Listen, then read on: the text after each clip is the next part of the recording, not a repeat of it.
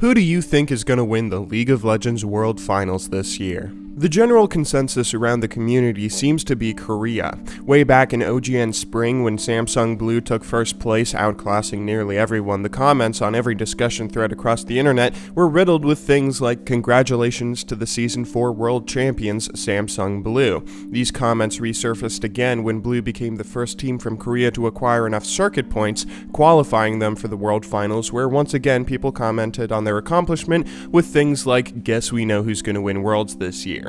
Although a few teams have been able to dethrone them recently, showing others and showing the world that they aren't invincible, most esports fans still seem convinced that the best team from Korea is going to win Worlds this year yet again. And I hate it. I hate how everyone is so sure that Korea has already won. I hate what little faith they have in any other region even taking a single game off them, and I loathe how it makes me feel, why even bother watching if we already know for certain who's gonna take it all?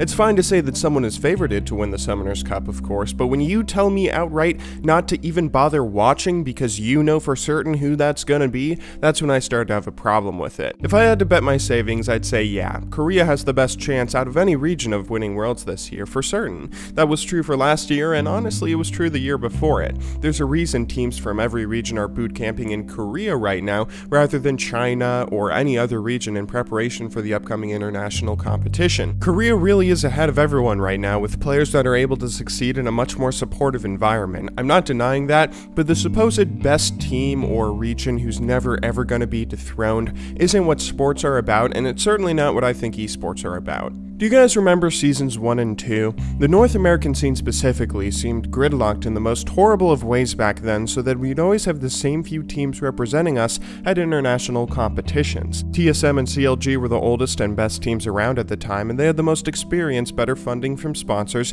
and more skillful veteran players than any other team out there, making it seem impossible for anyone to dethrone them. With more money, skill, experience, and infrastructure, how could anyone beat them head to head? CLG in particular even took part in strategies like just not practicing against any up-and-coming teams so nobody could have experience or know what to expect when they got matched up against them in a tournament. It may sound crazy for today's standards, they never got better themselves due to no consistent scrimming, but they didn't need to get better since they were already at the top and nobody else was able to get better either and achieve the same level of skill, preventing anyone from seriously competing. These top few teams got better and better, making it to the finals of one tournament after another, and after only playing each other for so long, it seemed inevitable that they would just continue dominating the region forever. They were so far ahead, how could any amateur team beat them when nobody has had as much practice, experience, or knowledge as these seasoned pros?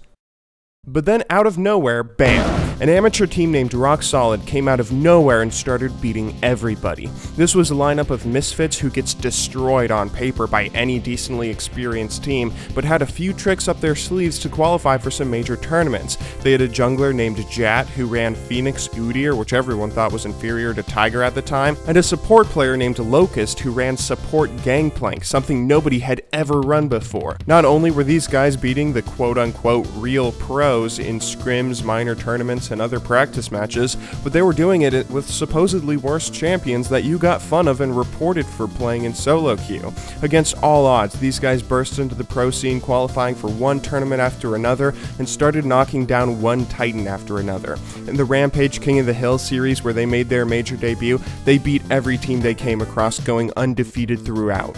Complexity 2-0'd, CLG 2-1, Curse 2-0'd, TSM 2-1, and even SK Gaming and Fnatic, Europe's strongest teams at the time, lost to these unknown newcomers, and that was only the beginning of their dominance before others began catching up.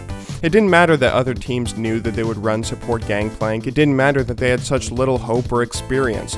This was a team that was suddenly making the League of Legends competitive scene more interesting for everyone to watch, and was sponsored by the Dignitas organization in just a few weeks because of it. They were a team that showed us anyone can dethrone champions if they're willing to step up to the plate, which has been proven a number of times since then.